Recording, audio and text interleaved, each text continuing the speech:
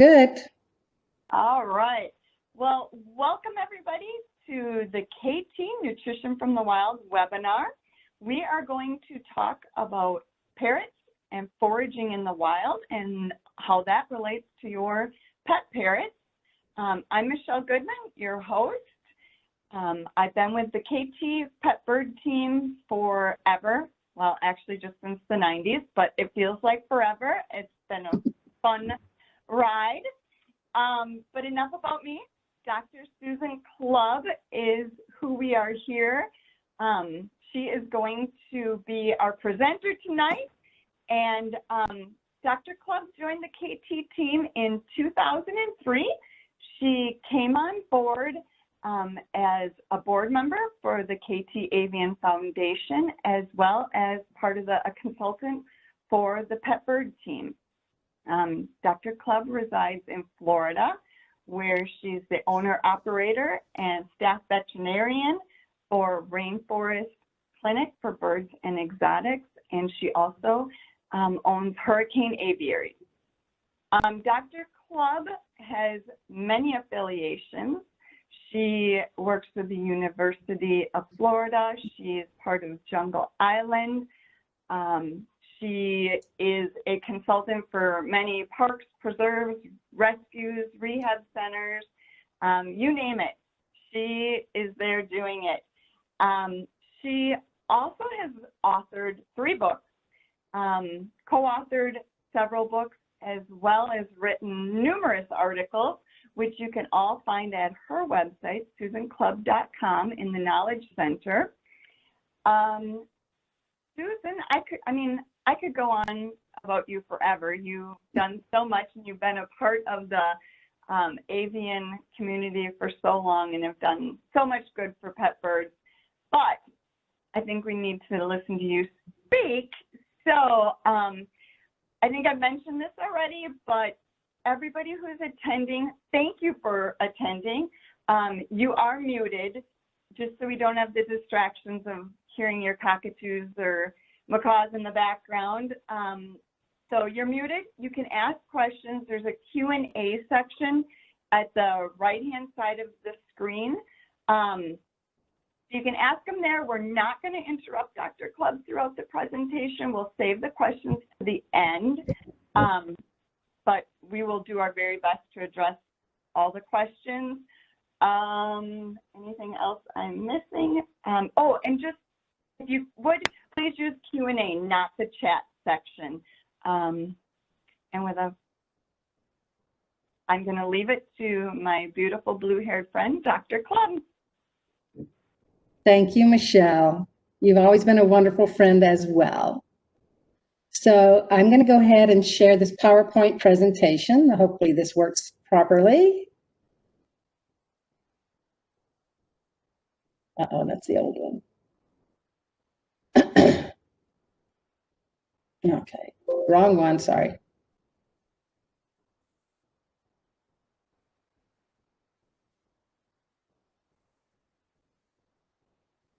Okay, here we go.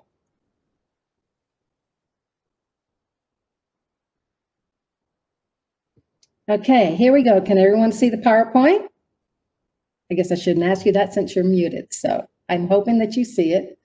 And okay, good. Thank you, Michelle. So we're going to discuss nutrition from the wild. And again, this is sponsored by Kaytee.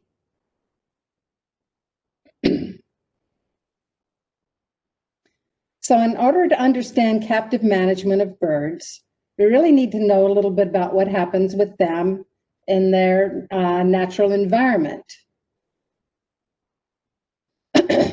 So parrots have a daily routine. We're going to talk about their routine in the non-breeding season because our pets mostly are non-breeding birds and would have a similar equivalent type of a situation. So early in the morning, parrots wake up before dawn and they vacate their roosting site. They usually roost in large numbers because that gives them some safety in numbers. They disperse from their roosting site and travel to feeding areas. Some of these may be quite a distance depending on their environment. and what's blooming at the time of year. So in the morning, they'll spend a few hours foraging. At midday, parrots rest, and they engage in a lot of social activities, allopreening, they'll be vocalizing, but they typically are more quiet, and they kind of take a siesta in the middle of the day and relax. In the afternoon, they again travel to their feeding areas. They forage. They will eat whatever they can find. They will chew things up, break things up, drop things. They like to make a mess. That's what parrots do. Then before sunset, they start flying back to their roosting areas. And many species, again, roost in large numbers. It depends on the species and the environment, but they may coalesce into gradually larger and larger flocks before they settle into their communal resting areas and become quiet. And they typically stay quiet at night in order to prevent predation. So parrots forage a lot in the wild. Parrots explore their environment with their beaks. They may be chewing up flowers, chewing limbs, chewing bark, chewing on flowers, seeds, and nuts, and all these things help them to reveal important food sources, but it also provides entertainment. So they really stay very busy. A lot of parrots also migrate. It depends again on the species and their habitat. Parrots that are living in more rich forests, dense forests, don't have to migrate very much because they have their food sources more closely by. And then they have limited seasonal movements depending on what may be blooming or fruiting at the time. Some species are nomadic, and so they may migrate larger areas or larger distances to find food and water. And some of the examples for this may be the black cockatoos in Australia, which may fly really long distances in order to find trees that have the ripe fruits ready for them to feed on, or seeds. And many parrots make substantial daily movements between feeding grounds and safe roosting areas. So they're getting a lot of exercise, a lot of flight during the day, especially the ones in the more arid areas. What do parrots eat in the wild? Well, again, that depends on the species, their natural habitat, the season, and the amount of alteration of the habitat. For example, if the forest has been severely damaged, they may have to go farther to find food. If they're living in a human-enhanced environment, there may be a lot of fruit trees and things that they can feed on. So they are mostly herbivorous, eating fruits, nuts, seeds, flowers, and leaves of many species of plants. For example, the Puerto Rican parrot has been documented in Luquillo Forest to feed on over 100 species of plants, depending again on the time of year. Many species also consume insects or other live foods, especially cockatoos and African greys in the wild. They'll eat a lot of grubs and worms that are in the bark of trees. Some macaws have even been reported eating freshwater mollusks. So that seems pretty strange, but it has been recorded in the wild. And for most species, seasonal food availability is very variable. So again, parrots eat mostly plant parts. Most are generalists, inhabiting diverse forests. So dietary items may be variable seasonally. And flocks may have to travel great distances when certain plants are fruiting or blooming. But some species are very specialized feeders.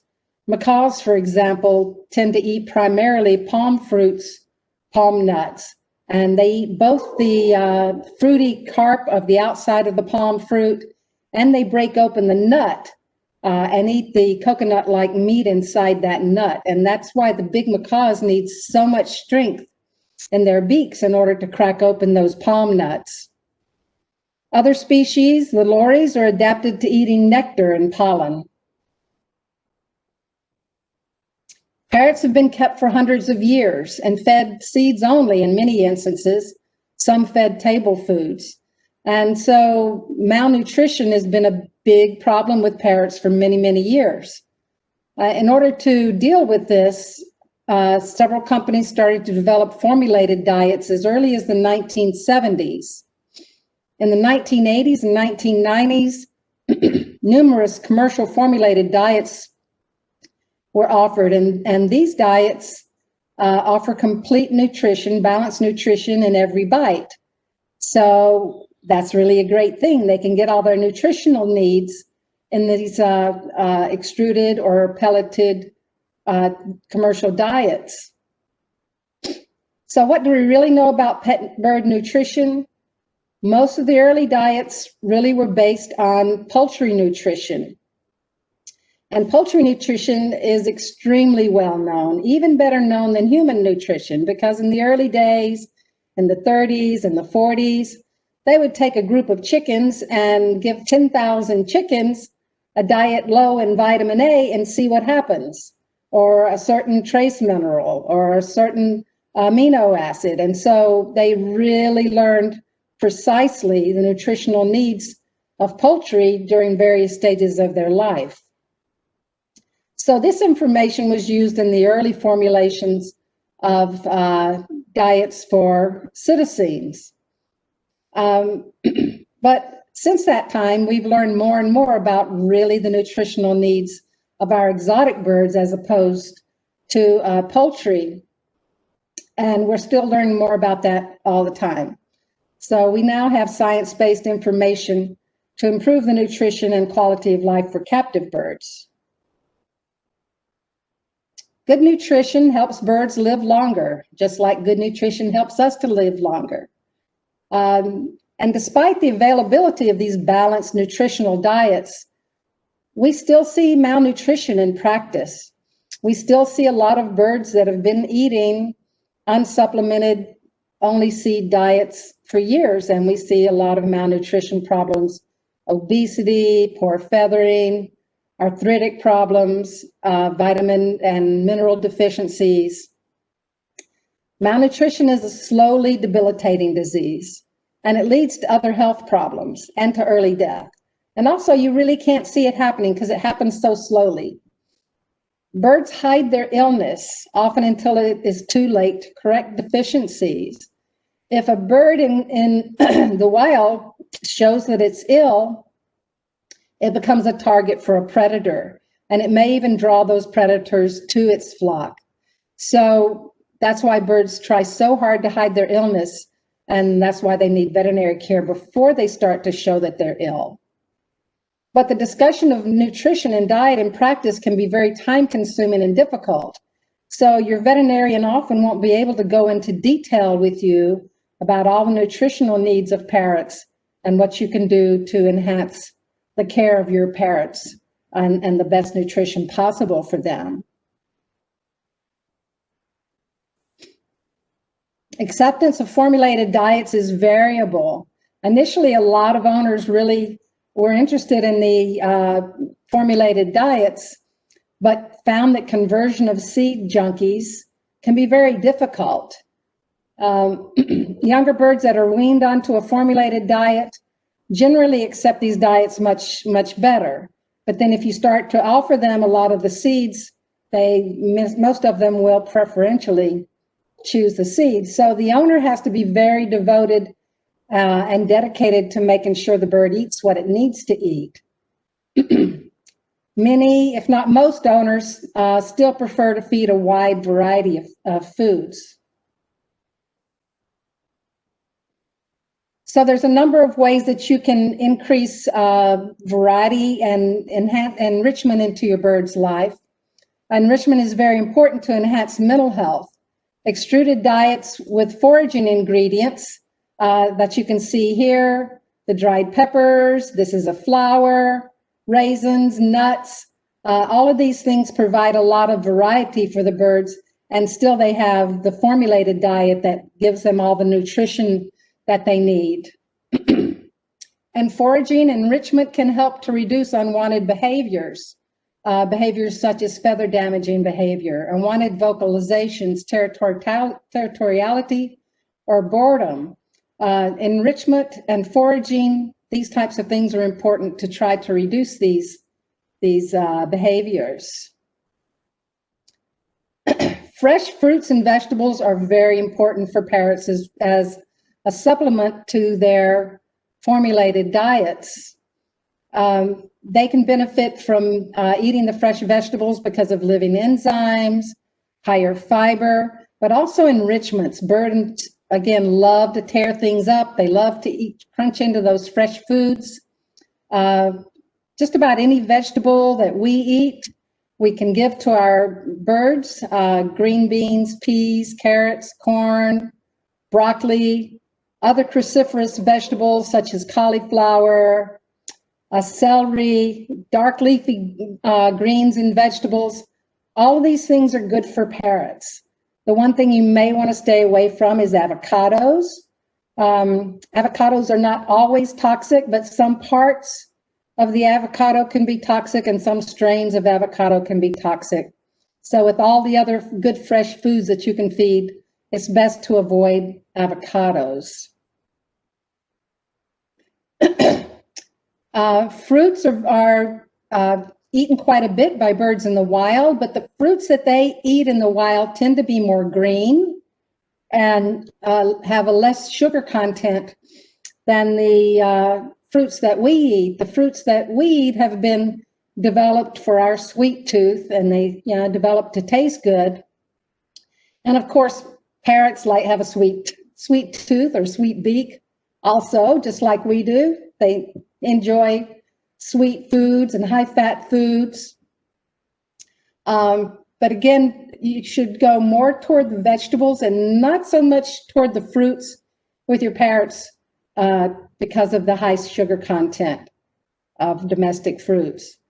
Fresh berries are an excellent source of antioxidants. Any kind of vegetable or fruit that is deeply colored is a good source of antioxidants. Melons are great also for obese birds due to their very high water content. So foraging is very important for wild birds. It's also important for captive birds. And again, it's important for entertainment. It helps them to check out new potential food items. Captive birds often become very reluctant to try new things. And it's fun for them to explore their environment. Foraging behavior of wild parrots also helps enrich their ecosystem. There was a very interesting paper recently about why parrots waste so much food. And if they're in the wild, they're biting into a seed or eating part of a fruit and dropping it to the ground, or breaking branches with seeds and dropping it to the ground. Or they may take a palm nut off of a palm tree and fly to another tree and eat half of it and drop it to the ground. And by doing this, they're dispersing seeds in the forest and helping to spread the seeds of the plants that they feed on. They also drop food from the canopy to creatures on the forest floor, and so they're helping to feed all the other animals in the forest. So in these ways, parrots are very important to their ecosystem. Our pet birds still have wild instincts. Most of them are just a few generations removed from the wild. And birds just want to have fun. So we can do a lot of things to help birds have fun. Dietary variety enhances a bird's eating experience. Toys are important. Toys can be either commercial or homemade, but it's always good for birds to have something in their environment that they can chew, they can shred, they can tear up. Flying is going mainstream, and flying is the best ever exercise for parrots. It's also good for them in many other ways, getting fresh air, getting out and having more activity, getting sunlight.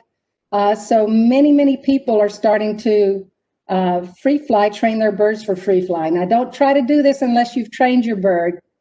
You have to have a really strong bond with your bird and a good recall before you take it outside. But many people are also choosing not to clip the wings and to allow the birds to fly some indoors. And again, this exercise is really important for their spines. We've been doing a lot of CAT scans in the last year, and we've found that the spine will degenerate if they don't get the exercise that they need to keep their spine supple. So flying is very important. Spending time with people is a great form of enrichment for parrots and enhances the relationship. So the more time you can spend with your parrot, the better relationship you're going to have, whatever activities you're doing with your parrot. Foraging devices can also enhance a foraging experience, making it a little bit more difficult for the bird to find their food and eat their food simulates what they go through in the wild. They have to find their food in order to enjoy it. So here's a few things that you can do at home to make foraging devices for your birds. Little Phoenix here, that's my golden conure, just hiding his food under some shredded paper. It makes him work for it a little bit. And they enjoy it. You can take a toy and you can tuck a nut down inside that toy. This is my African gray Lacey, and she enjoys, you know, if I put nuts or little bits of fruit or something inside her toys and she has to look for them. There are a number of foraging devices that are available on the market. This is a foraging device where you put some seeds or nuts or whatever your bird really likes inside, and then they have to work at the puzzle in order to open it up. So again, it just takes them more time, more effort, and more entertainment to get to their food. This is Mackie, the little flying bird you saw in the last picture, and here she's finding treats inside of a toilet paper roll. So things can be really simple or they can be complex and commercial. There's a lot of ways, and you're only challenged by your imagination. This is a simple one. A lot of people talk about just cover the food bowl with a piece of paper. The bird has to tear through the paper to get to the food. So it just takes it a little more time, a little more effort, a little more interest in order to get that food product. A little more enjoyment there. So Kaytee Food from the Wild is a new product line that's been developed to try to help with the foraging experience. And it contains natural foraging ingredients such as fruits, flowers, nuts, seeds, and vegetables. And those are combined with the extruded diet to get the best balance. So again, you get a well-balanced nutritional diet with the foraging pieces included for extra interest. So in summary, formulated diets are the easiest way to provide complete nutrition. But many people want to add natural foods as important parts of enrichment. Foraging is very important for pet birds to help stimulate and entertain the birds and keep them happy. So do we have any questions? If so, please enter them in the Q&A section and we will take questions now. Susan, we do have a couple of questions. Someone would like to know, will you still get the living enzymes if you serve freeze-dried, not reconstituted? So if you served freeze-dried food dry, will you still get all of the living enzymes? I don't have any data to let me know that for sure, but my gut feeling is you're going to get better living enzymes out of fresh foods. And so I always recommend to people, even if they're feeding their birds exclusively an extruded or pelleted diet, to give them some fresh fruits and vegetables to get those living enzymes. And I think they're really important. Okay. And then I'm struggling with my scroller thing here. Bear with me a second. Someone would like to talk a little bit more about introducing new foods to picky eaters. Oh, picky eaters can be really difficult, and I bet you're talking about cockatoos. Cockatoos are really picky because they don't need a lot of calories. And so they tend to sit and wait, kind of like Morris the cat, and wait for you to give them what they really want to eat rather than what they really need to eat. One of the things I tell people, if you want to introduce a new food, like if you're trying to convert birds from a seed diet to an extruded diet or pelleted diet, when the bird wakes up in the morning, just like when the bird wakes up in the wild, oh, they're hungry. They're looking around for something to eat. Well, if they don't have their normal bowl full of food there, if they just have whatever the new thing is that you want them to eat, and there's nothing else, well, then that's a good way to get them to try to taste it. So just give them the new items first thing in the morning without other things. Another way is you can use a skewer. And a skewer is like a shish kebab type skewer, but they make them specifically for birds that has like a little ball on the end, and you can put fresh fruits or vegetables, and you can hang it in the cage, and it becomes like a toy. And this is a great form of enrichment because the birds can play with it, and they also tend to taste those items at the same time. Another thing is to offer it to them from your hand. And if it's a really tame bird and they like to take things specifically from you, they may be more likely to accept it. Or from your dinner plate, if you let your bird come and have a little bit of dinner with you, that's another way to get them to accept it or at least try new things. I like that. Okay, and then we have a scarlet macaw that is on extruded natural pellets. But he would like to expand her diet in addition to the green beans and unsalted cashews. What is, a new question came in and jerked my screen. Okay, what is the danger, if any, of converting to a different dry formula?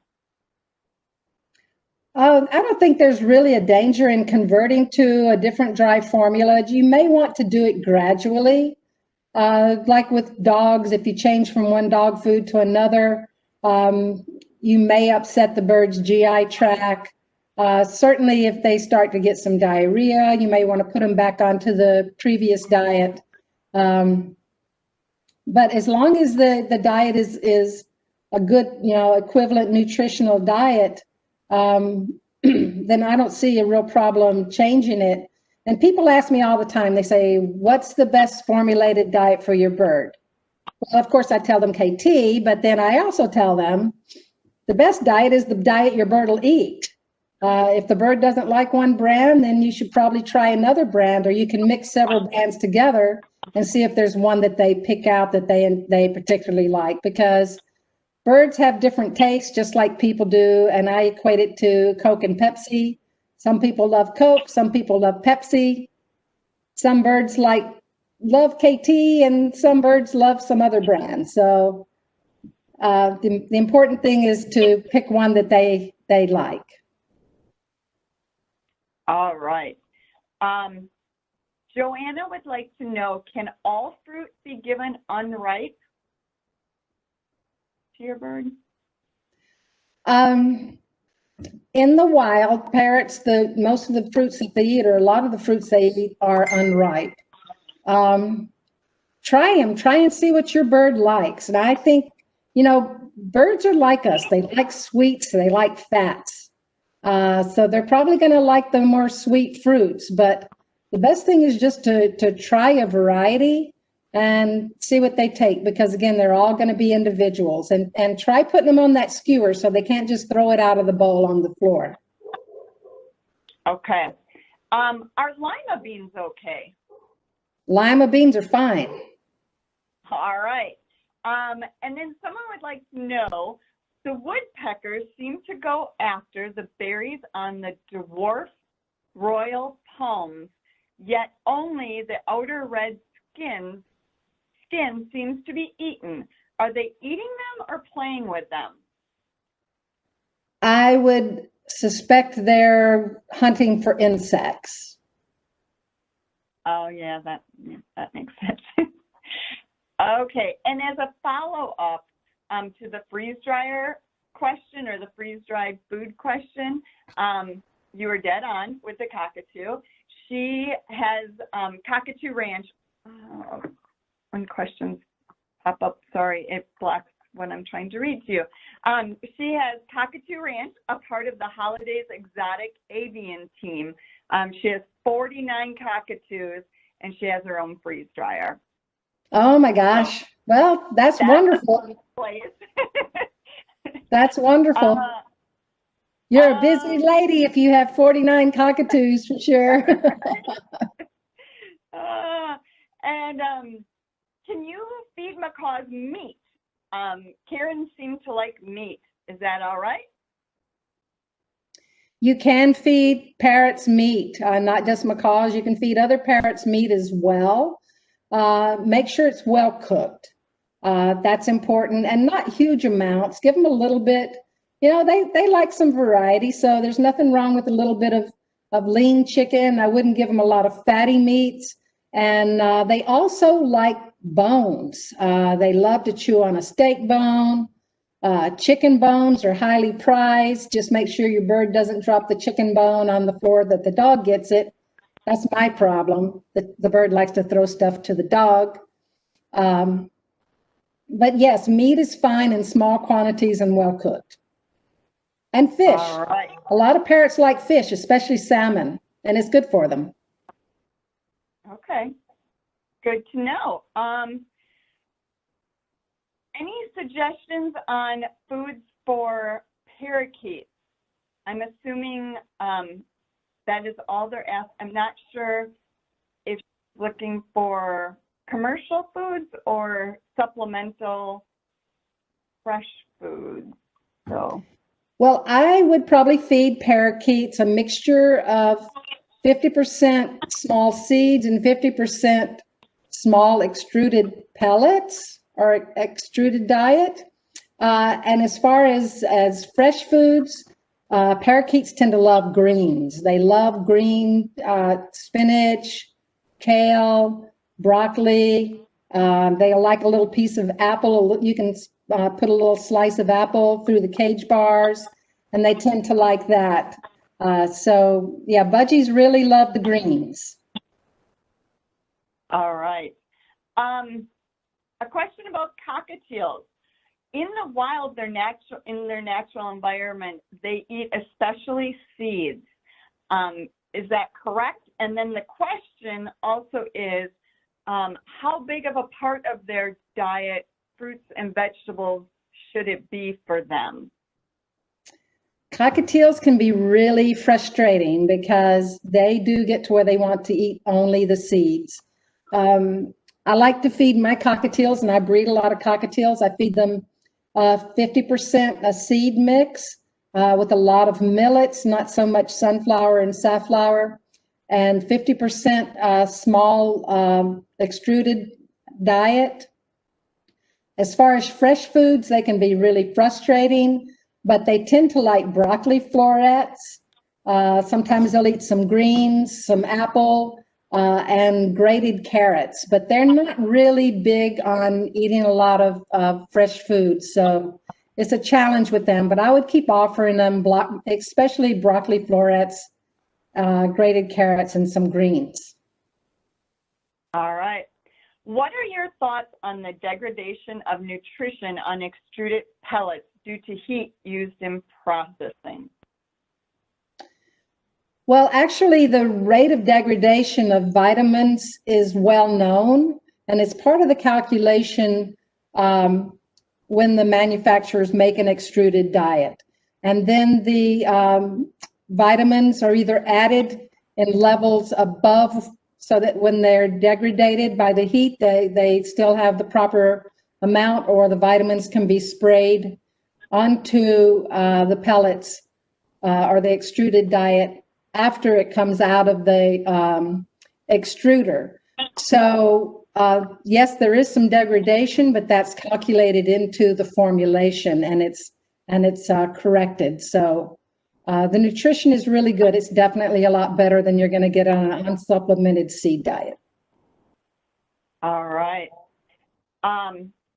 This is a big question, I feel like. Are there any specific diseases that can be caused by poor nutrition? Oh, specific diseases? Obesity. Obesity is a big problem. Calcium deficiency is a big problem. Vitamin A deficiency, deficiency of a lot of the B vitamins. Yeah, there's a lot of problems that can be associated with a deficient diet. But it takes a while for these things to come on. They don't happen suddenly. So it's kind of like watching your kids grow. You know, you don't notice that it's happening because it's happening over time and it's subtle.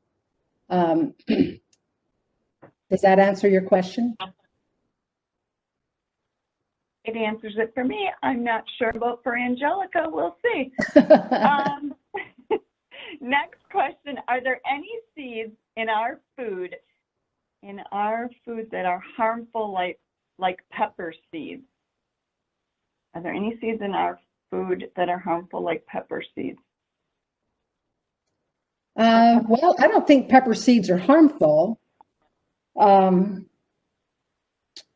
if there are any seeds in the Kaytee products that were known to be harmful, they wouldn't be there. So right. I would say no. All right. My African gray wants to eat late at night. Don't we all? Especially if she gets woken up. Is there a cutoff time for eating? African grays do like nighttime. My breeding African grays, if it's a full moon, they're out there singing and hooting and making all the most wonderful sounds. So yeah, they can be night owls. I don't think there's really a cutoff time for food, but just remember most of our parrots are equatorial type birds living in the tropics, and it's best for them to have 12 hours of darkness and 12 hours of light. Now, I wouldn't keep birds in total darkness at night. I always prefer that birds have a night light, because if they're in total darkness and they hear a sound, they may be afraid. But if your bird wants to get up and have a midnight snack, I don't know what you can do about it. If you're worried about it, you could take the food away, because parrots in the wild don't typically eat when they're roosting at night. All right, we have another budgie question. Are jalapeno peppers okay for budgies? I think they're fine. If he wants to eat jalapeno peppers, parrots love hot stuff. And then, is there any specific food that I should be giving my budgie if they're nesting? Well, if they're nesting, you want to make sure that your female's getting enough calcium, because it's important for the egg formation, the formation of the shell. That's really important. If your bird is eating any type of bird, if it's eating seeds only, it's probably not getting enough calcium to form the shell and to raise the babies, and the babies have good, strong, healthy skeletons. All right. Susan has, not you, Susan, sorry, a guest, has been told that soaking tree nuts is a better source of nutrition, but she is wondering how long to soak them, and will they get bad from sitting? I haven't heard really of, actually someone asked me about soaking nuts recently. I don't know why you would soak nuts. I do think if you leave them soaking for very long, then you could end up with bacterial contamination. So I wouldn't do it for very long. Now, a lot of people want to soak seeds and nuts and to get them to sprout, and perhaps, change the amino acid composition of those foods by sprouting.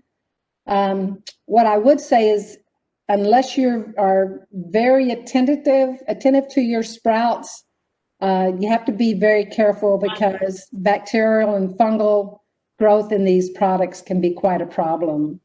So I don't really see a real benefit in soaking nuts personally. Okay. Christy has had her green cheek for 2 weeks. He's 3 months old. The breeder gave her food list, pellets, it says seed mix, but I'm wondering if that's a green mix, bean mix, I don't know. He won't eat the pellets at all. Any suggestions on soaking the pellets maybe in some fruit juice? You could try soaking the pellets in fruit juice. You could try putting a little warm water over the pellets. You could try just putting pellets in the bowl in the morning and not giving the seeds. What they'll do is they're going to prefer the seeds because they're high in fat and protein, and birds like us like things that are high in fat and protein, even though it's not the best thing for us. So if the breeder gave you the pellets, he probably had the bird eating some pellets before you purchased it. Many people put too much food in the bowl, and with that, the bird can pick out, even if you've got a nice mixture of seeds and pellets, the bird can pick out the seeds and will eat almost exclusively the seeds. So another thing you can do is just put a small amount of food with the seeds and the pellets so that he'll eat the few seeds that are there, and then he'll still be hungry and go for the pellets. All right. Has any more research been done on the diets of hyacinth macaws? D3 toxicity has always concerned Kevin with extruded diets and hyacinths. Well, hyacinths in the wild eat almost exclusively palm nuts.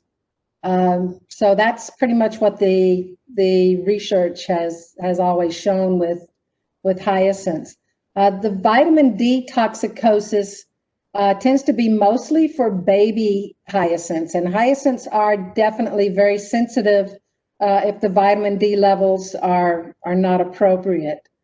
The manufacturers of hand-rearing formulas are very aware of this problem, and they're very careful about the amount of vitamin D that goes into these diets.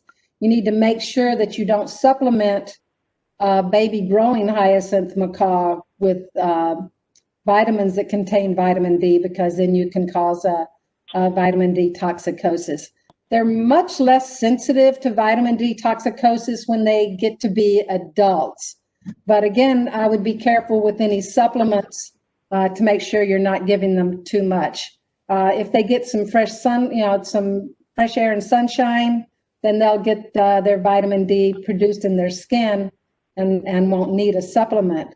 But the commercial diets that are on the market should not be too high in vitamin D for an adult hyacinth macaw. All right.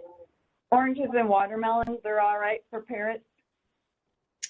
Orange and watermelons are fine, especially those melons for your fat parrots. They can eat as much as they want, and they can hardly fill themselves up. So yeah, that's fine, and it's great enrichment. And parrots eat oranges in the wild. I saw it myself in Argentina. And the amazing thing that I saw with these parrots in Argentina, they were blue-fronted Amazons, and they were going into the orange groves, and they would tunnel down through the orange and get the seeds out of the oranges. But a lot of parrots love oranges. I wouldn't give too much because it's pretty acidic, but yeah, oranges are good nutrition. What about yogurt? Yogurt, you want to be careful with dairy products with parrots. Parrots don't have lactase, and so they can't break down lactose. So if they get too much of a dairy product, it can give them diarrhea. A little taste of yogurt is fine. If you're giving yogurt for the probiotics, just keep in mind parrots have different gut floras than people. And so you're better off going with the probiotic that's made for parrots in order to balance their gut flora. Okay, she's giving about a teaspoon to an African gray of yogurt. That should be fine. I'm sure it makes her happy. Any books you recommend for nutrition in parrots, for parrots?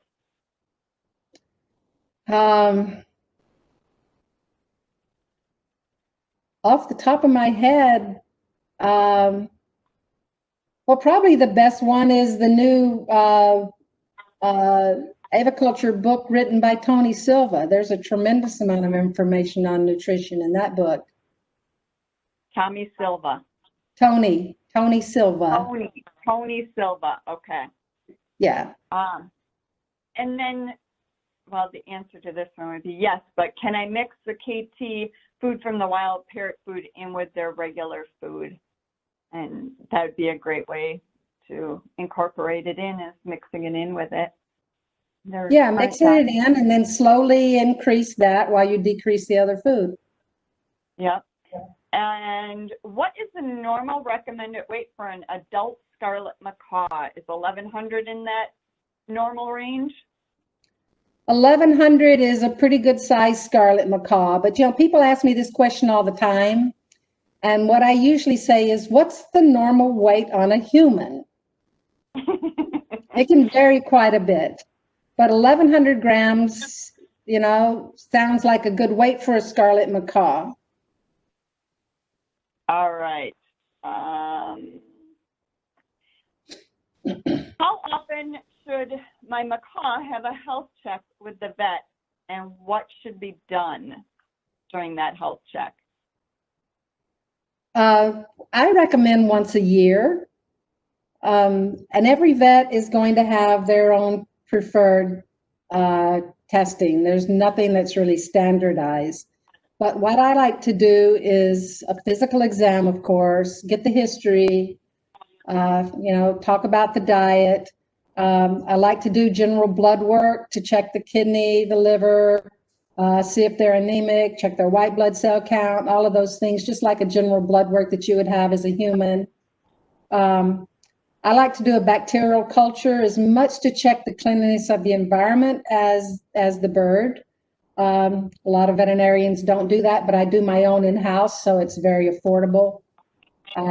If you have to send it out, it's more expensive. And I like to do a gram stain of the stool, because we know in human health and in other species that the gut flora is super important to health.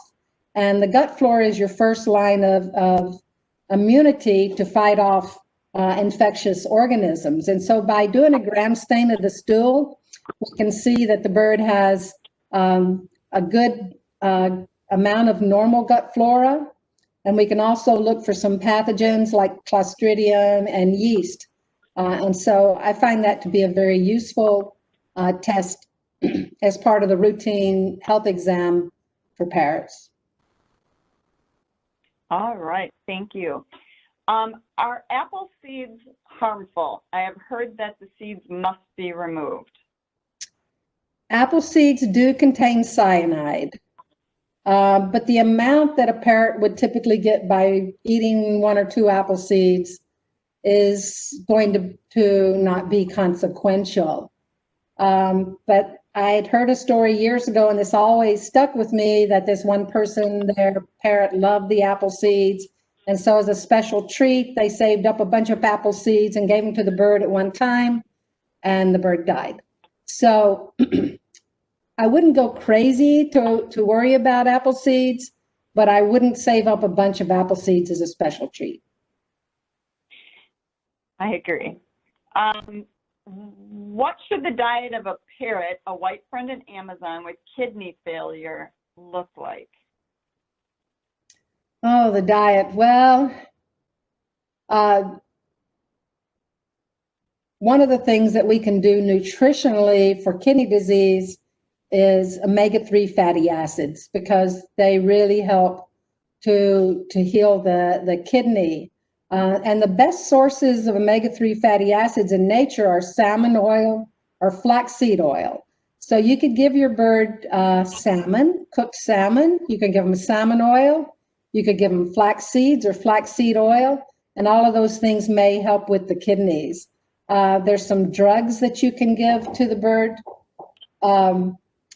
specifically a drug called allopurinol, which lowers the uric acid levels. And so when I diagnose a bird with kidney disease, I usually put them on the allopurinol just so they don't get toxic with the uric acid levels. And some birds, they may have temporary kidney disease. Other birds may need to be on allopurinol for the rest of their lives. And then you know, a good formulated diet would be the best thing for the basis of their diet, and fresh vegetables. All right. Many of us have avoided sunflower seed mixes. Is safflower truly better, and why? That's an old wives' tale that safflower is better. Many years ago, there was a guy who was trying to develop a new diet, and he wanted to get a competitive advantage. And so he came up with this whole thing about sunflower seeds containing an addictive substance called, what was it? Papaverine, something. I can't remember what it was. It was not true. Safflower actually is higher in fat and lower in protein than a lot of the strains of sunflower. It looks cleaner. It doesn't taste as good, but they seem to want to eat it. So no, it's really not that much better than sunflower. And sunflower is not a bad food. It's just if that's all you eat, it's bad. And parrots will definitely always go for the sunflower and safflower above other things. And again, they want that high fat, high protein comfort food. They just like it. Safflower supposedly doesn't taste as good as sunflower, but parrots still love it. They still go for it. They like those high fat, high protein seeds. So again, a little bit of safflower, a little bit of sunflower, that's fine. You just don't want them to eat nothing but that. That's when they get into trouble. All right. Are cooked eggs nutritionally valuable with or without the shell? And we're getting down there on time. We still have a handful of questions left. Okay. Egg is the perfect protein for birds. So yes, cooked eggs are good. You got to make sure you're careful about the spoilage. I prefer a liquid supplement rather than the shell, because I think the shells are a little abrasive to the GI tract. So I would tend to give the eggs without shells. We very often encourage people to give their birds a little bit of scrambled egg every morning because it's a great way to trick them into taking medications. So yeah, eggs are great food for birds. All right. What are the differences that you should see between an African gray's diet and a macaw's diet? What between those two species do they need different? Well, macaws in the wild do a lot more flying than African grays. Macaws' bodies are built for long distance flight, and macaw diets in the wild tend to be higher in fat. So typically a macaw diet is going to be higher in fat than an African gray's diet. All right. Shelley wanted to just go back to the soaking nuts question, and she said that you soak the nuts overnight, then you rinse them, and it changes the bioavailability of them. And Shelley is the 40 cockatoo lady. Okay. I have not seen anything about that in the scientific literature, and if you have some literature to that effect, I would love to see it. All right. I personally doubt that unless they sprout. I don't think it's going to change their composition, but I definitely would never say never. My Rupal parrot is food aggressive. Any issue with this? It's more of a behavioral issue than nutritional issue, I think that would be a good question for a behaviorist. Yeah. Erin is wondering, I guess we don't know what species of bird, but what would be the proper amount of food or the size of bowl to put in a bowl, and how often throughout the day? They tend to refill it as the birds eat throughout the day. Well, most parrots, if it's an extruded diet, are going to eat about 15% of their body weight, 10 to 15% of their body weight a day. With a seed diet, they're going to eat less, more like 8 to 10% of their body weight a day, because the seed diets, especially if they're sunflower and safflower, are much more nutritionally dense. So if you know your bird's weight, you can calculate 15% of their body weight and put that in their bowl, and then you'd have a good idea of what they need. What I usually tell people is, to estimate about what you think the bird will eat in a day, put that much in the bowl. If they leave a bunch, you're putting in too much. If they eat it all, give them a little bit more. Yeah, and with that question, if you're feeding a varied diet, you don't want them picking out all their favorites and leaving behind nutritious ingredients as you're refilling, so they can pick more favorites. So that's exactly. They'll pick out the sunflower or safflower seeds and leave the more healthy foods. Yeah. I know big birds love nuts, but can I give them to budgies? Well, budgies don't really eat nuts. I guess you could crush them if you wanted to and give some to budgies, but budgies do have a tendency to get obese. So I don't see a real advantage to giving nuts to budgies. You gotta watch those little guys. They'll really pack on the grams. Yeah. And then aside from the cuttle bone for calcium for a budgie, what's another good source of calcium for the budgie? I like a liquid supplement that I add to the food, but the cuttle bone is a great supplement. The thing about the cuttle bone, you have to make sure you mount it correctly so the soft side is toward the bird and not the hard side. You can even scrape a little bit of that cuttle bone into their food, or you could give them a little bit of scrambled eggs with some scraped cuttle bone. As far as a calcium supplement, I like the liquid supplements. I think a lot of birds don't like the powdery calcium supplements as much, and I get a human liquid calcium supplement that tastes good, and the parrots tend to take it really well. All right.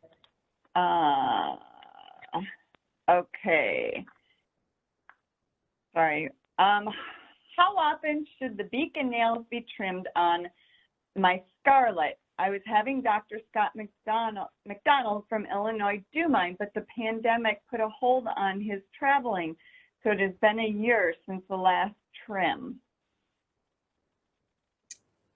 Well, if the nails are not overgrown, we're trimming the nails for our comfort when the bird sits on us. So that would depend on your relationship with the bird, and if the bird is perching on you and tearing your skin. But a normal healthy bird shouldn't have to have the beak trimmed. It should maintain a good normal shape. If the beak is getting really overgrown, the bird may have a liver problem. So if the beak is getting really overgrown, in which the upper beak is becoming too long, then the bird should have blood work to check the liver, because this could be a sign of disease. So there's no real answer to how often it should be done. It depends on the individual case. All right. We're at 7:04. I'm going to do one more question. And then Teresa is asking about the PowerPoint and if that can be sent out to them. I don't have an answer for that. I know we're recording tonight. So I'm just waiting for an answer back on that one. And then also, someone has a question. My blue-fronted Amazon has a lot of dark feathers on her shoulders.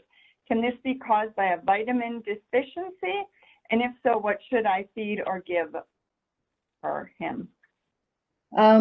With the Amazons, the dark feathers are typically caused by a fungus, and this fungus grows on the feathers because of oil on your your hands or your face or your neck that is rubbing onto the bird's feathers and becoming a substrate for that fungus.